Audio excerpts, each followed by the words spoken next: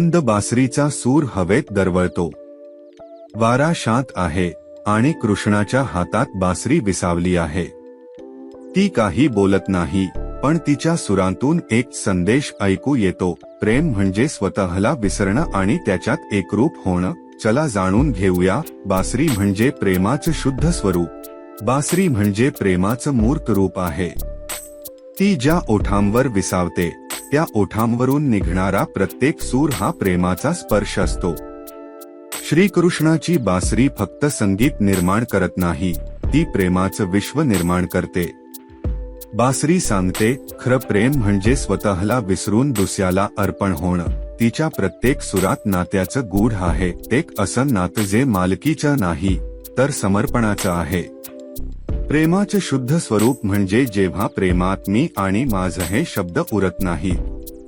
बासरी स्वतःचा स्वर गमावते, पण त्या बदल्यात तिला श्रीकृष्णाचा स्वर मिळतो.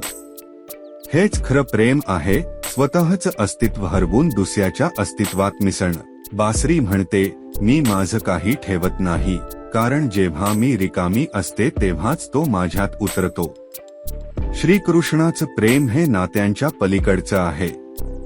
राधाकृष्णाचं प्रेम म्हणजे दोन शरीरात वसलेली एक आत्मा. बासरी या प्रेमाची साक्षी आहे. ती सांगते, प्रेम म्हणजे मागणं नाही, देणं आहे. मालकी नाही, अर्पण आहे. आणि भावना नाही, ती एक अवस्था आहे. जेव्हा प्रेम निष्कलंक होतं तेव्हा ते देवत्वाचं रूप धारण करतं. बासरी सांगते, प्रेमाचं खरं सौंदर्य त्याच्या निःस्वार्थतेत आहे. जसं ती वाजते पण दावा करत नाही, तसं खरं प्रेम ही स्वतःचं नाव सांगत नाही. प्रेम जेव्हा निःस्वार्थ असतं तेव्हा ते वेदनेतही आनंद शोधतं आणि हरवण्यातही पूर्णत्व अनुभवतं. श्रीकृष्णाचं प्रेम असंच होतं. त्यात आसक्ती नव्हती पण नातं होतं. त्यात अपेक्षा नव्हती पण भावना होती. आणि त्यात दुःख नव्हतं पण विरहातली गोडी होती. बासरी या सर्व भावनांची वाहक आहे. ती वाजते तेव्हा प्रेमाचं गूढ जणू हवेत पसरतं. एक असं प्रेम जे काळ, सीमा आणि शरीराच्या पलीकडे आहे. प्रेमाचं शुद्ध स्वरूप हे अंतःकरणातल्या निर्मळतेवर उभं असतं. अहंकार, मत्सर, अपेक्षा हे सारे भाव बासरीसारख्या प्रेमात नसतात. ती जेव्हा वाजते तेव्हा सृष्टी थांबते, पक्षीही निश्चल होतात, कारण त्या सुरात देवाचं प्रेम वाहत असतं. हे प्रेम कोणत्याही शब्दांत मावणार नाही, ते फक्त अनुभवायचं असतं, जसं बासरीचं संगीत अनुभवायचं असतं. बासरी आपल्याला शिकवते, प्रेम हे स्वातंत्र्य आहे, बांधिलकी नाही. ज्याच्यावर प्रेम करतो त्याला स्वतःचं अस्तित्व जगू देणं हीच प्रेमाची खरी ओळख आहे.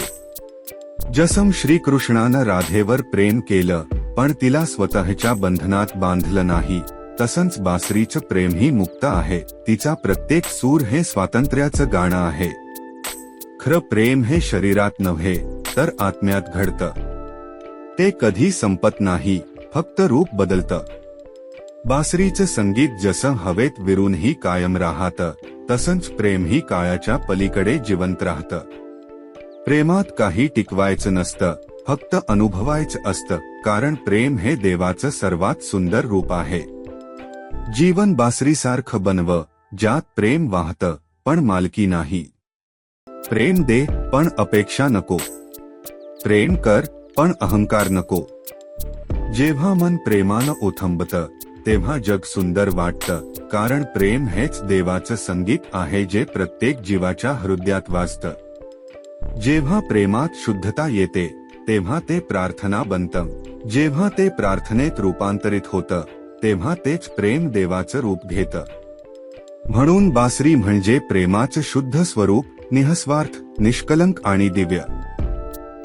बासरीचा शेवटचा सूर विरतो पण त्याचा नाद मनात घुमतो.